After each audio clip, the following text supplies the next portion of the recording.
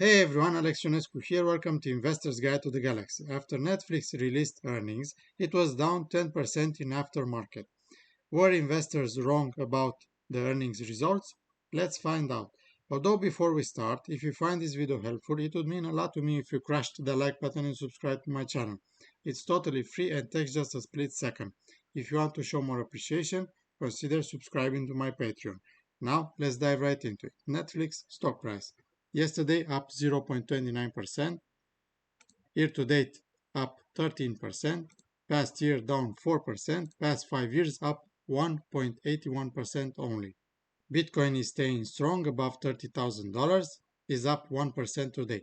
News right here, shares of Netflix trading, let's see, minus 8% after hours. Q1 earnings are in. Shauna, what are we seeing? It's all about the 2Q outlook, at least right now. 2Q revenue outlook coming in a bit light, $8.24 billion. The estimate was for $8.47 billion. Also, the headline number from Q1 is this subscriber number coming in below the street's expectations. 1.75 million was added during the quarter. The estimate was for 2.4 million, so a pretty big miss there on that very important key metric for Netflix. Taking a look at some of the other numbers here from the quarter, in the top and bottom lines, you're looking at revenue of $8.16 billion.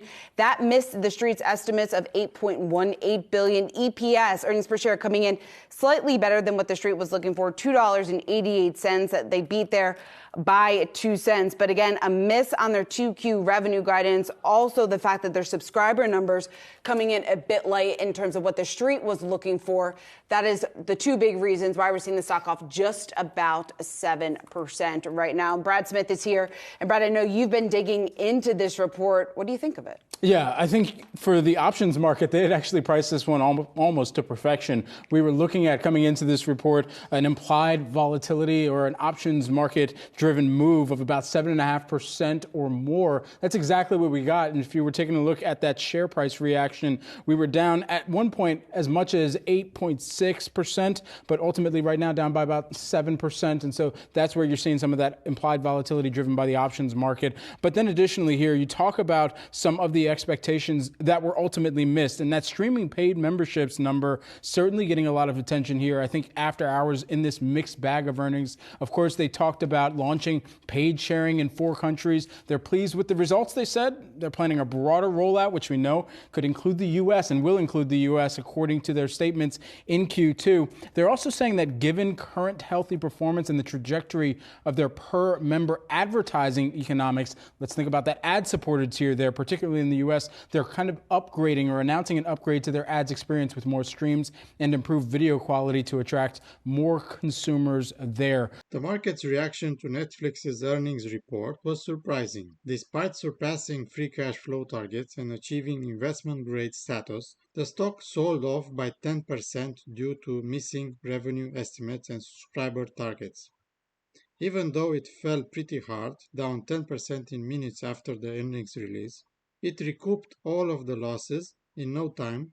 More than that, it turned green at some point. I believe that investors' gut reactions to earnings reports are often incorrect, and it is important to analyze a company's earnings report to understand its true value. In this case, Netflix's impressive free cash flow growth should be perceived as good news for investors. Let's take a look now at the shareholder letter. With Moody's recent upgrade, we achieved investment grade status. Netflix is leading streaming service based on engagement, revenue, and profit, and we are working to build on that in 2023 by seeking to expand operating margins to 18 to 20% and to generate at least $3.5 plus billion of free cash flow, up from our prior expectation of at least $3 billion of free cash flow. The revenue in Q1 2023 was $1.16 billion. The forecast for Q2 2023 is $1.24 billion. The operating margin was 21%, and the forecast for Q2 is 19%. The global streaming paid memberships. In Q1 2022, Netflix had 221.64 million subscribers.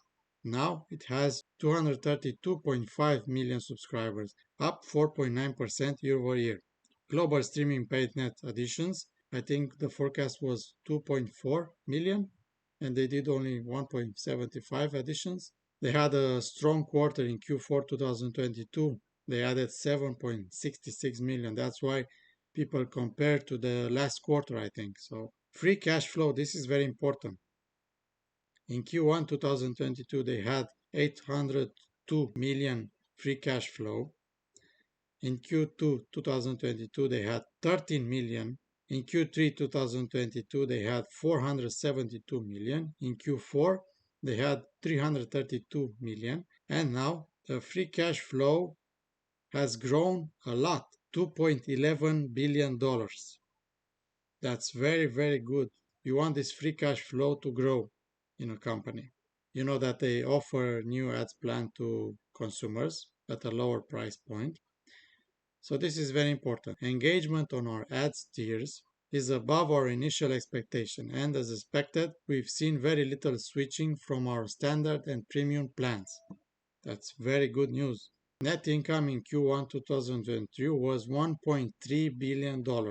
This was down from Q1 2022 when they did $1.6 billion. But it's still good. It's still a great number, 1.3 billion in profit. They forecast in Q2 2023 $1.28 billion. So practically the same as this quarter. So let's look at the estimates. The estimate for revenue was $8.18 billion. They did $8.16 billion. That's a slightly miss, but what's 20 million for 8 billion in revenue? It's nothing. The EPS was $2.88, slightly beat. The estimate was $2.86. Netflix will end its DVD service 5.2 billion discs later. Sending movies through the mail in recognizable red and white envelopes helped the company become a behemoth in Hollywood. I didn't know that they were still shipping DVDs in mail to subscribers. They didn't have anything on their website that was mentioning this. I think they had old subscribers who liked the old way of doing things, who wanted DVDs at home, who didn't want to subscribe to Netflix on the internet. I'd like to know your opinion on all of this. Please leave a comment below. If you like this video, please smash the like button so that other people like you see this video. And don't forget to subscribe to my channel. Thank you very much. I appreciate all of you that watch my videos. See you next time.